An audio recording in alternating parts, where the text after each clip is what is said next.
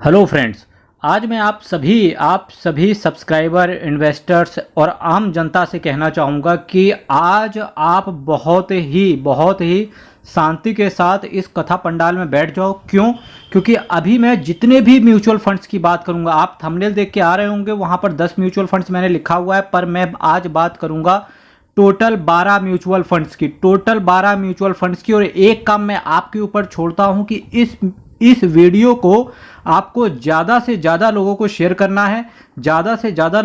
करना है, ताकि एटलीस्ट उन्हें भी पता चल जाए अगर इन म्यूचुअल फंड्स के अलावा उनके पोर्टफोलियो में कोई भी और म्यूचुअल फंड्स पड़ा हुआ है तो डेफिनेटली उनको एक बार अपना पोर्टफोलियो को किसी अच्छे फाइनेंशियल एडवाइजर से रिव्यू करवाने की डेफिनेटली ज़रूरत है। ठीक है, तो बहुत ध्यान से सुनिएगा। साथ ही साथ मैं आप सभी लोगों से ये भी कहना चाहूँगा कि मेरे प्यारे मित्रों, मेरे प्यारे सब्सक्राइबर्स, बहुत धन्यवाद आप सभी लोगों को जो आप चैनल सब्सक्राइब कर रहे हैं। साथ ही साथ जो आज हमारे साथ नए पब्लिक जुड़ रही है, उन सभी लोगों से मैं कहना चाहूँगा मेरे प्यारे मित्रों, एक मोटिवेशन होता है जो कि आप मुझे प्रोवाइड करते हो कंटिन्यूअसली मोटिवेशन के साथ, इसी मोटिवेशन के साथ, ठीक है, आपके लिए और अच्छा कंटेंट लाने का। तो आज मैं आपकी समस्या, केवल 5-10 साल की समस्या खत्म कर दे रहा हूं। केवल इस वीडियो के अंदर 5-10 साल की समस्याओं का निवारण, इसी वीडियो से सारी समस्याओं का निवारण हो जाएगा।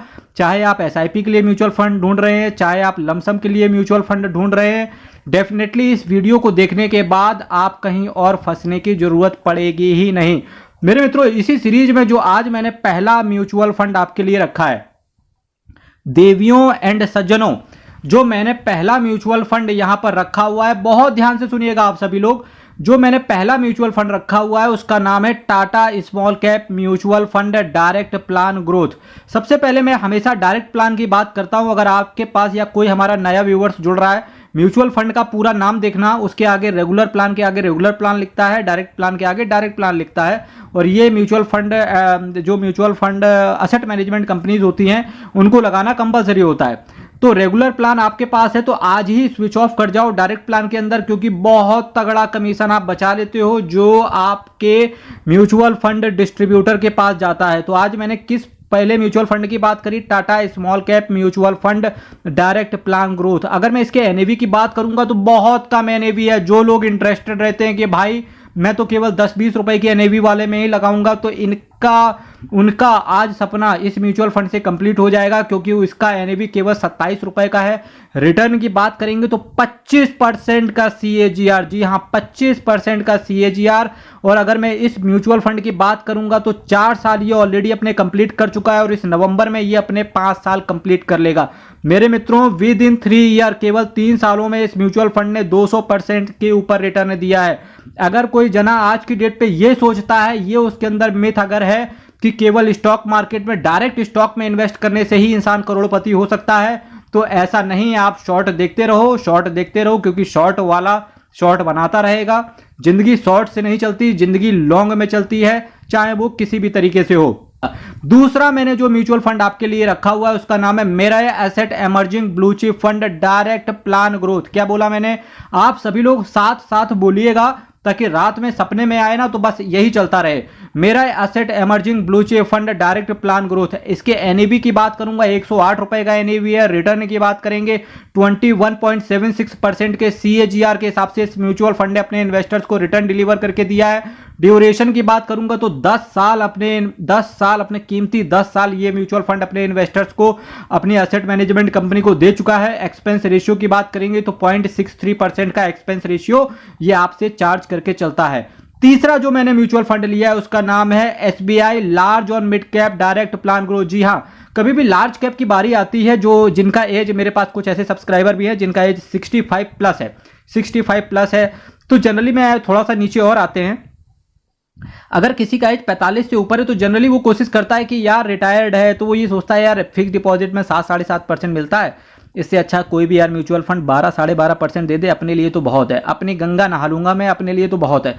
पर मेरे मित्रों, जब आप मेरा वीडियो कंटिन्यूअसली जो म्यूचुअल फंड पे 3:45 पर आता है, कंटिन्यूअसली केवल वीडियो को सुनते जाओ, तो 6-7 महीने बाद आपको खुद पता चलेगा, चाहे वो लार्ज कैप हो, मिड कैप हो, स्मॉल कैप हो, हाइब्रिड हो, टैक्स सेवर फंड हो, हाइब्रिड फंड हो, मल्टी एसेट एलोकेशन फंड हो, कोई भी फंड हो, ठीक, रिस्क आपका वेरी हाई ही रहता है। तो जब रिस्क वेरी हाई है तो 5-10% रिटर्न आपको क्यों लेना, क्योंकि सोच के देखो, अगर किसी म्यूचुअल फंड में आप 15-20 साल रुक गए और 5-10% के हिसाब से अगर आपको दूसरे म्यूचुअल फंड से रिटर्न कम मिला केवल इस वजह से कि आपको नॉलेज कम था, तो भाई कितना बड़ा इंपैक्ट आपके फंड के ऊपर डाल सकता है मेरे भाइयों। इसीलिए मैंने क्या चुना, आपकी बात भी मैंने मानी। आपकी बात क्या है कि लार्ज कैप फंड में इन्वेस्ट करना है या ब्लू चिप फंड में इन्वेस्ट करना है, तो हाँ मैंने लार्ज कैप रखा हुआ है। साथ ही साथ एक थोड़ा सा तड़का मैंने मिड कैप का भी लगा के इस फंड को बिल्कुल बिल्कुल सजा दिया है।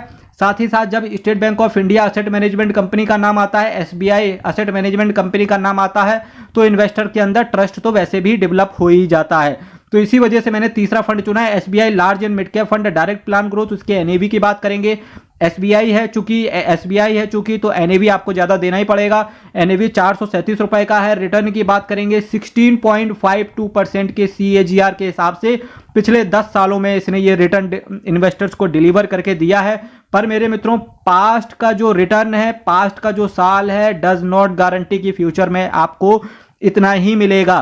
पर एक चीज आपको माननी ही पड़ेगी कि इंसान का पिछला चरित्र ही कहीं ना कहीं उसका फ्यूचर का चरित्र डिसाइड करता है। इसीलिए पहले एग्जाम नहीं लिया जाता है, पहले इंसान तैयारी करता है, उसके बाद एग्जाम लिया जाता है। क्योंकि यही रीजन है कि उसने जो ड्यूरेशन 8-9 महीने में जो किया उसको 3 घंटे बैठ के एग्जाम के अंदर बताना होता है। ठीक, तो इस रीजन की वजह से कहीं ना कहीं मैं रिटर्न भी रखता हूं और ड्यूरेशन भी रखता हूं।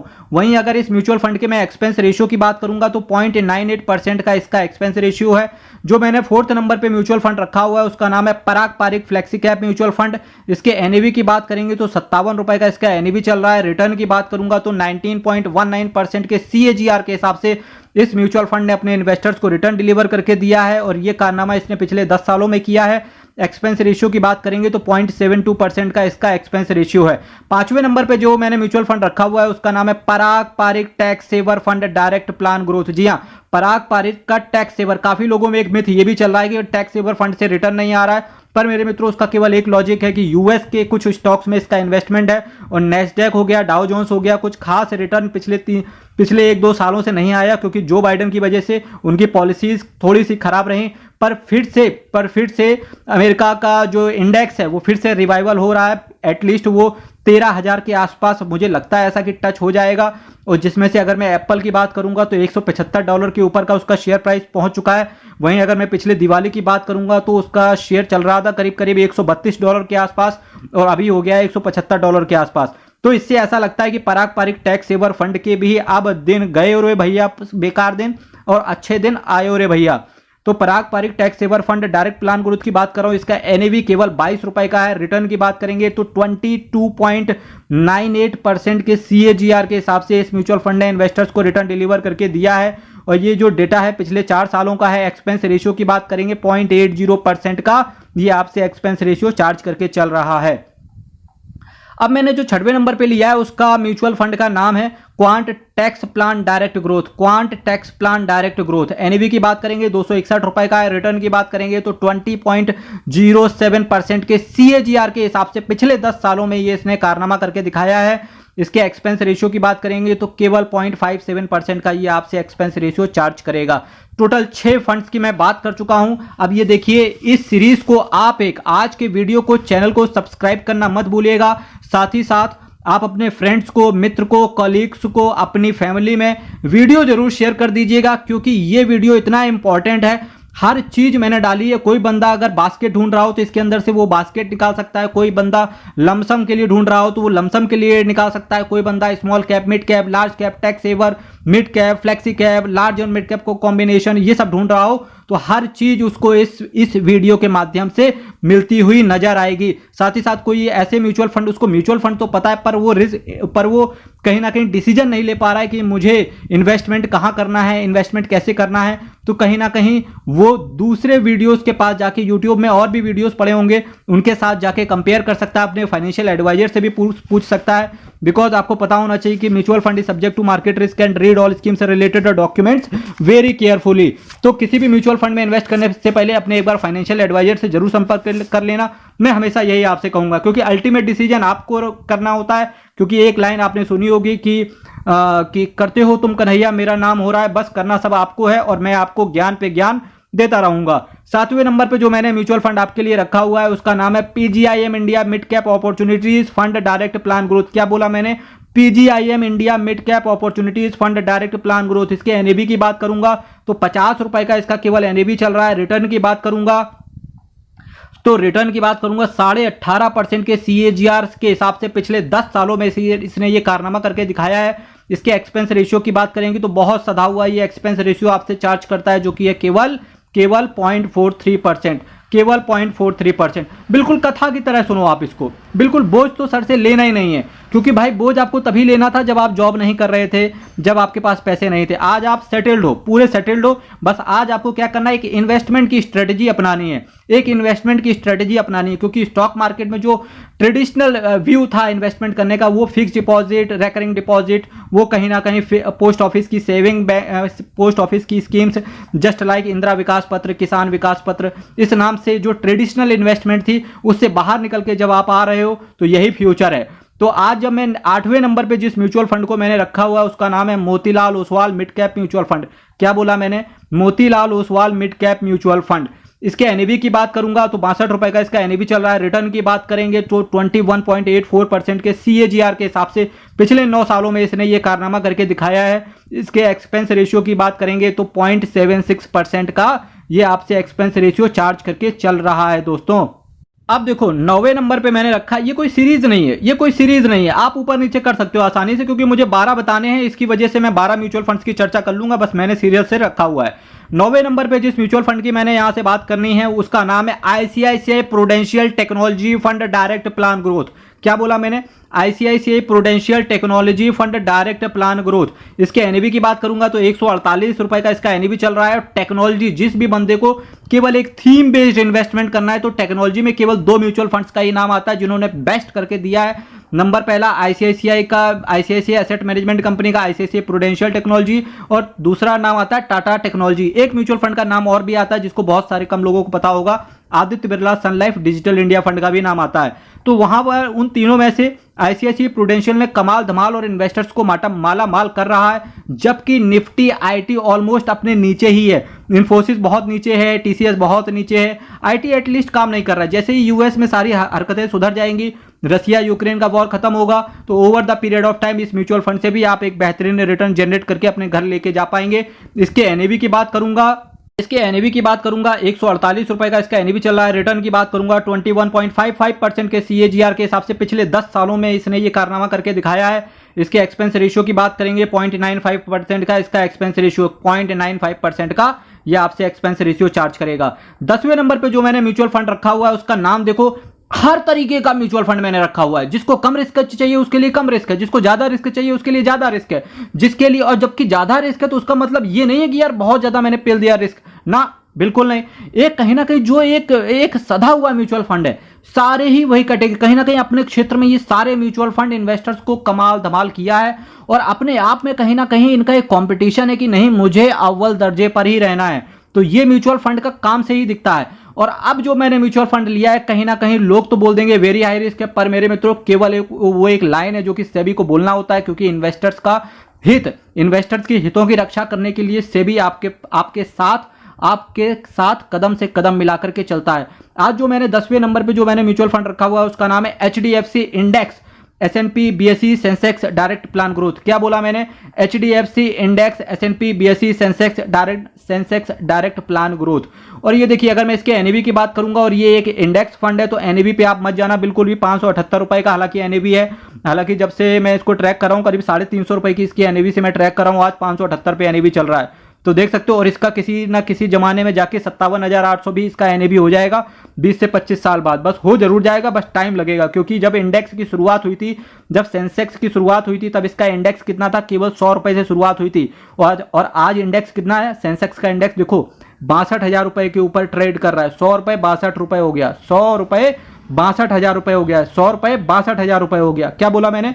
100 रुपए 62,000 रुपए हो गया। तो सोच के देखो ये 578 रुपए कितना बनेगा जाके।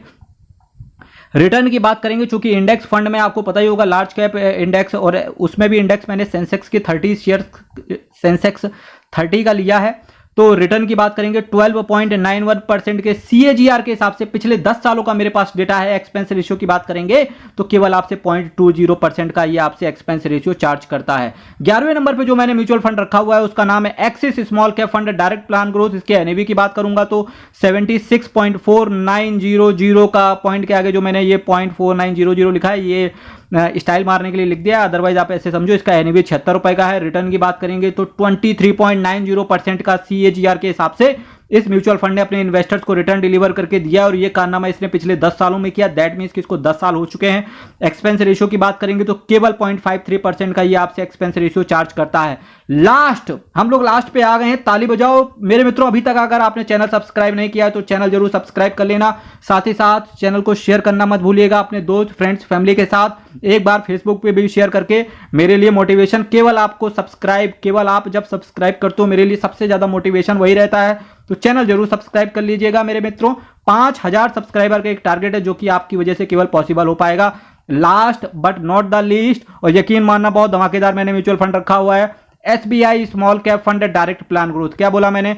SBI small cap fund direct plan growth. इसके एनएवी की बात करेंगे तो 131 रुपए का इसका एनएवी चल रहा है। रिटर्न की बात करेंगे 25.05% के CAGR के हिसाब से पिछले 10 सालों में इसने ये कारनामा करके दिखाया है। इसके एक्सपेंस रेशियो की बात करेंगे 0.73% का ये आपसे एक्सपेंस रेशियो चार्ज करता है।